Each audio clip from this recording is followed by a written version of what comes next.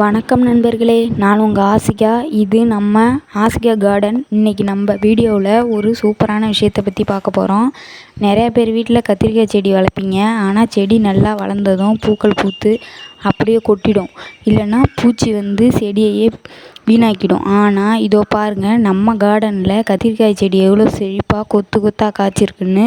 இதுக்கு நான் என்ன ரகசிய உரம் கொடுத்தேன் அப்படின்னு இந்த வீடியோ ஃபுல்லாக சொல்கிறேன். ஸ்கிப் பண்ணாமல் பாருங்கள். பூச்சி வராமல் எப்படி தடுத்தேன் அப்படிங்கிறத பற்றி இந்த வீடியோவில் சொல்கிறேன். இப்போ பாருங்கள், இந்த செடியில் எவ்வளோ பெரிய கத்திரிக்காய் வந்திருக்குன்னு பாருங்கள். முதல்ல கத்திரிக்காய் செடிக்கு முக்கியமான விஷயமே மண் கலவை தான். செடி வைக்கும் போதே நல்ல மண்ணாக இருக்கிற இடமா பார்த்து நம்ம செடியை வைக்கணும். இப்போ வந்து பார்த்திங்கன்னா, நம்ம இந்த கத்திரிக்காயை வந்து பறிச்சிடலாம்.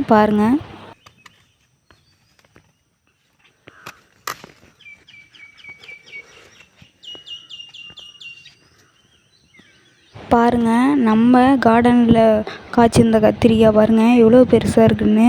பாருங்கள், நல்லா ஃப்ரெஷ்ஷான கத்திரிக்காய். இது சொத்தலாம் இல்லை. பாருங்கள், நல்லா பெரிய கத்திரிக்காயாக இருந்துச்சு. இதான் வந்து பார்த்திங்கன்னா நம்ம கார்டனில் காய்ச்ச கத்திரிக்காய்.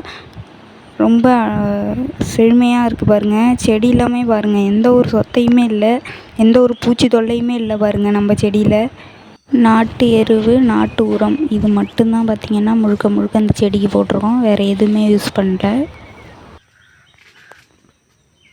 வந்து கொட்டவே கொட்டாது. இன்னொரு விஷயம், கத்திரிக்காயும் சொத்தையாகாமல் பார்த்துக்கலாம்.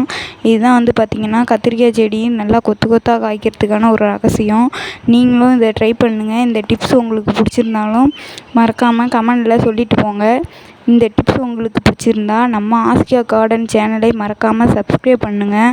உங்கள் வீட்டு கத்திரிக்காய் செடியில் என்ன பிரச்சனை இருக்குதுன்னு கமெண்டில் சொல்லுங்கள். நான் கண்டிப்பாக பதில் சொல்கிறேன். அடுத்த ஒரு நல்ல வீடியோவில் உங்களை சந்திக்கிறேன். நன்றி, வணக்கம்.